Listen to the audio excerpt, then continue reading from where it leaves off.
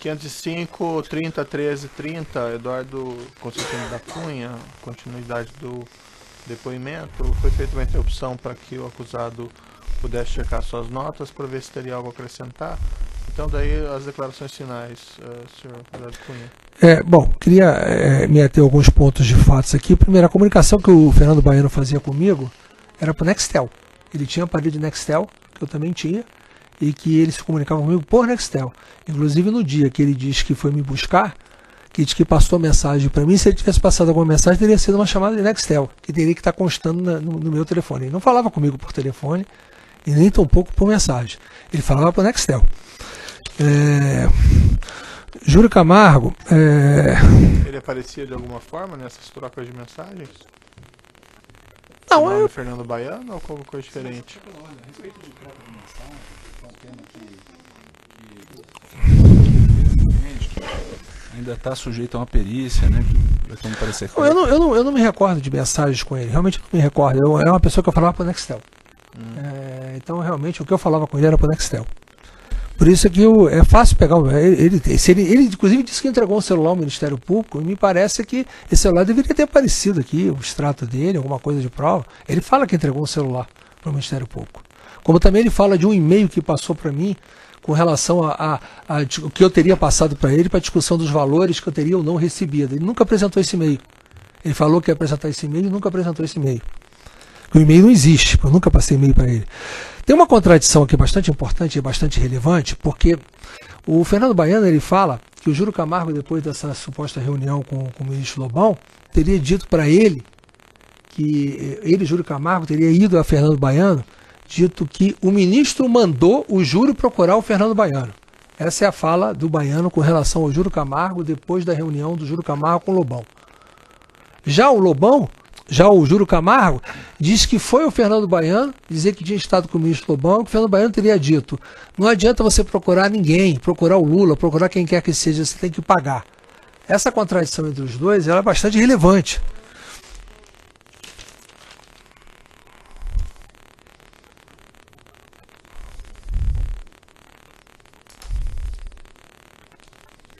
O motorista do Júlio Camargo, supostamente foi na base aérea, até porque a base aérea ela tem guarita, tem identificação. Cansei de embarcar pela base aérea como presidente da Câmara. Nem eu, como presidente da Câmara, consegui ingressar na base aérea sem uma identificação plena, sem passar pela guarita, pela segurança.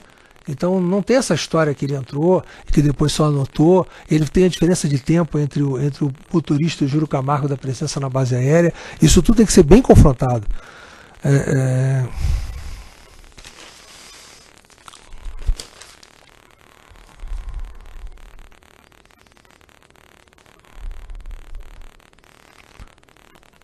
O senhor Júlio Camargo fala de uma arbitragem, que tinha ficado de dar o resto de uma arbitragem, depois que desistiu da arbitragem, porque quando descobriram que ele tinha prática de corrupção, ele ia perder a arbitragem.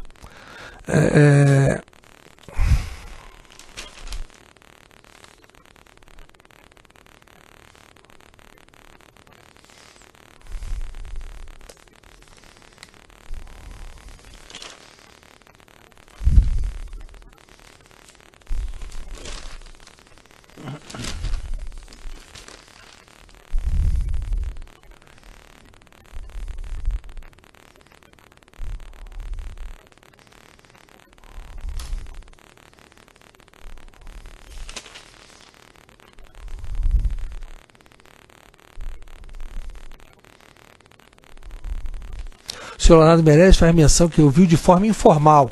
Aí ele cita uma hora lá dizendo que alguém falou para ele que o deputado estava esperando. Quando foi perguntado qual era o deputado, eu falei deputado, não falei Eduardo Cunha. E atribuíram isso no contexto como se esse deputado fosse Eduardo Cunha. Até porque o Leonardo Meirelles fala que no escritório do CEF tinham vários deputados que frequentavam e que tinham interesses lá de recursos a serem recebidos.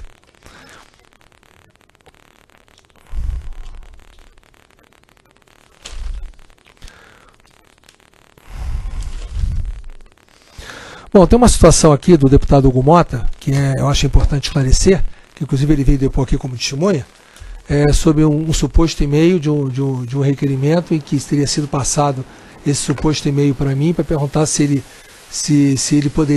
a Cláudia poderia passar o requerimento para ele poder assinar.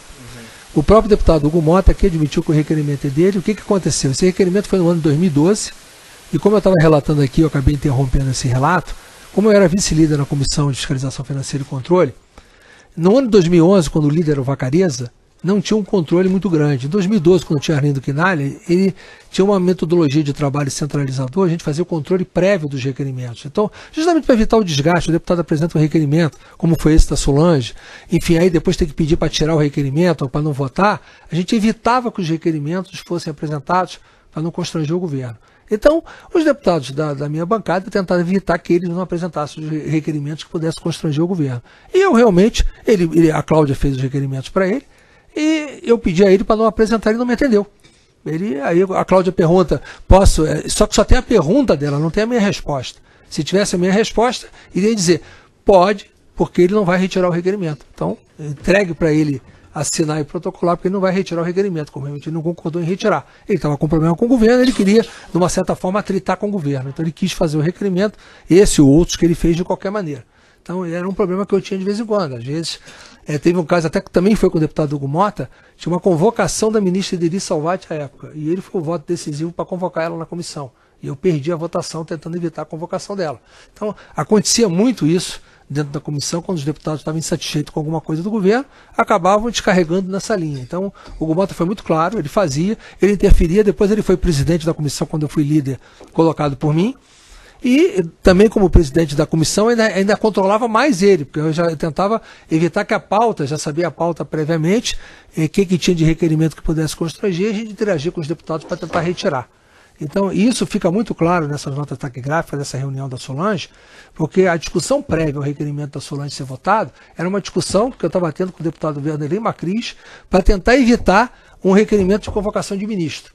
E, se eu pegar as notas taquigráficas, você vai ver claramente que eu tinha uma atuação forte brigando com o deputado Macris, tentando evitar a convocação desse ministro, até que a gente fez acordo e transformou em convite e não convocou o ministro. E logo em seguida foi a pauta da votação do requerimento da Solange.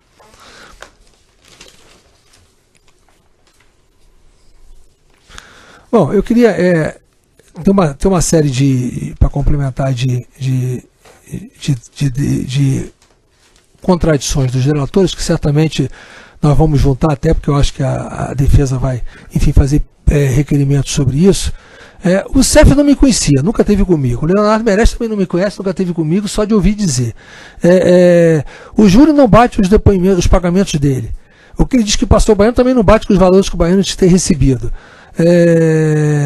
O baiano também fala que passou um valor diferente do outro.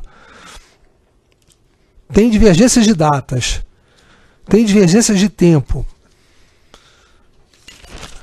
Tem a história dos senadores, que eu acho que virou até uma ação penal própria, tem um inquérito no Supremo, e virou uma ação penal própria aqui com o Jorge Luz, que está dentro desse contexto também, que o Júlio Camargo soube, que também é agente público.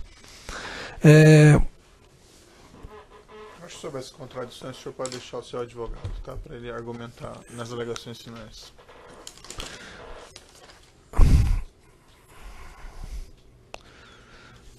Alguma questão de fato relevante do seu conhecimento que o senhor queira dizer, para finalizar? Meio contradição de diretores. Bom, a doação do Júlio Camargo ao PMDB, como eu falei aqui, foi feita e não foi tratada comigo, não foi pedida por mim, a ele. Foi dada pelo baiano e ele disse que não tinha conhecimento e também foi ausente do outro. E ele mesmo, Júlio, diz que essas doações ao PMDB não tiveram nada a ver com o suposto pagamento nem da diferença de R$1 milhão, nem do pagamento da sonda. Ele fala isso no depoimento dele. E eu não estive com o Júlio em 2012, então não poderia ter pedido a ele.